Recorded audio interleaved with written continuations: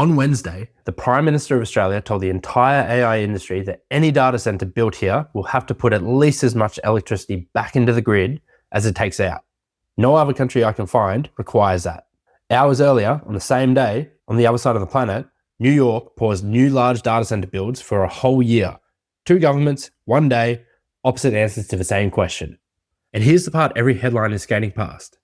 Not one word of Australia's version is law. Not the energy rule, not the copyright protection, not one clause. Pull up a seat, regulars, because the government announced what it's calling a world-first national AI framework. It touches your power bill, your job, and the 90-odd data centres queued up to be built in this country. So the 3 things that dropped. 1, an Office of AI, inside the Department of Prime Minister and Cabinet, effective immediately. That one's real today. 2, Australian standards for AI. Energy, water, copyright, data centres, education, workplace rights, all in one framework, which is the basis of the world first claim. We'll grade that claim later, because it needs grading. 3, a timetable. The National Cabinet is set for August, and the legislation by early 2027. And I really want you to understand what a U-turn this is. In September 2024, the government proposed mandatory AI guardrails. They went nowhere. Last December's National AI Plan explicitly chose not to have an AI Act. And this year's March data centre expectations? Voluntary. 2 years of light touch regulation. Then on Wednesday, Albo declared the case-by-case era was over and compared the moment to the arrival of civil aviation. From no AI Act to world-first legislated framework in 8 months. And when a government reverses that hard, something changed. Hold that thought, because the thing that changed was a briefing note with a dollar figure on it. But we'll get to that later. Now, here's the best part of the speech that Australians have been crying out for lately. Large data centres, under the proposed standards, cop 4 legal obligations. 1, underwrite your own new power supply. You want a gigawatt? You bring a gigawatt. 2, pay your full share of grid connection cost, so nothing lands on household bills. I did a video on this about a month ago about how the cost could end up on our household bills. That's the promise, and we hold them to it. 3, reduce power when the grid needs it.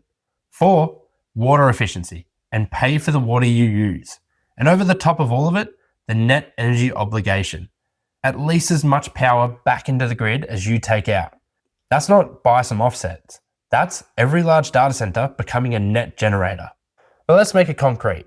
Kemps Creek, Western Sydney. There's a proposal on exhibition right now for a 1.2 gigawatt campus on Manry Road.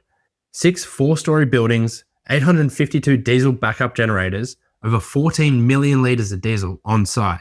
The school across the road has already objected. Today, that project faces voluntary expectations. Under the proposed law, that same project would have to bring its own electricity generation, become a net contributor to the grid, pay for its water, and prove none of the cost reaches your bill. That is what we want. Now, some of you regulars will know the data centre pipeline numbers.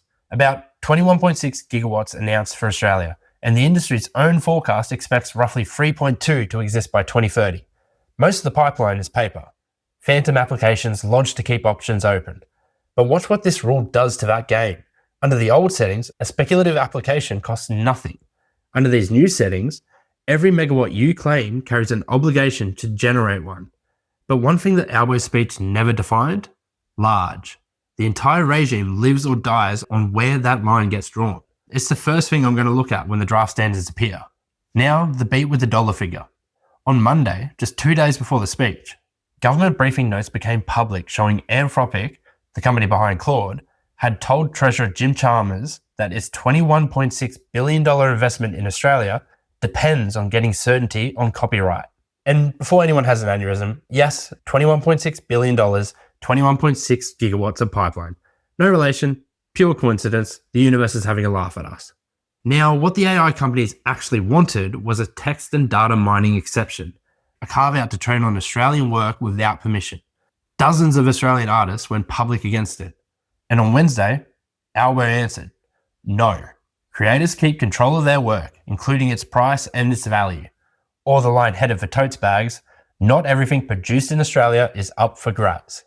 The creative industry bodies welcomed it, with APRA and COS's boss adding a line I fully endorse. The new office should stress test the investment numbers AI companies wave around. grade that man a solid. And Anthropic, they said it respects the announcement and will take meeting the new requirements seriously. A company politely waiting for the fine print, same as us. The honest grade on the whole beat, the commitment is real, the legislation is not. No changes to copyright law were announced. Specifics come after consultation. The principal got the standing ovation on Wednesday. The drafting is where principals go to get compromised. Watch what actually comes out of the drafting. Now, grading the AI framework as a whole by who's angry, because everyone is angry from different directions. The opposition says small bureaucracy, but the three that matter. The Greens' David Schuberg points out the Office of AI has no statutory powers. His words, a single door in his office. On the mechanics, he's not wrong. An office in the Department of the Prime Minister and Cabinet can coordinate. It can't compel. Greenpeace accuses the government of rolling out the red carpet until 2027. Data centers as water-guzzling energy vampires and wants a moratorium until the rules bind. Remember, New York just did exactly that. Australia explicitly chose not to. And the one that stings, from inside Labor, Ed Hussick, former industry minister, the man who wrote the original 2024 AI guardrails, the day before the speech, he said giving big tech a social license is a path sadly doomed to failure. Decades of self-regulation proved it doesn't work. Now, the government's own framing of this entire framework is an enforceable social license for AI. The sharpest critique of its own core philosophy came from the man who used to run the portfolio 24 hours earlier. He's also warning data center demand could undermine Labor's renewable commitments. That's the internal fault line to watch. Now, the world first claim, the EU passed its AI Act in 2024. South Korea and Vietnam have framework laws. First country to regulate AI? No. What's genuinely novel is narrower. Nobody has legislated data center energy and water obligations, copyright and workplace standards as one framework.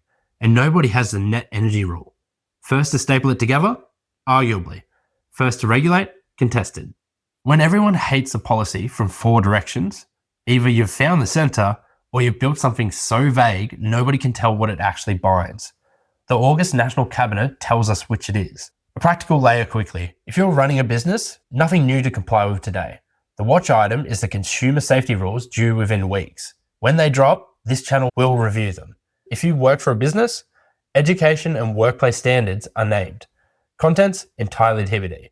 If you're paying power bills, the promise is data centers fund their own way, no pass-through.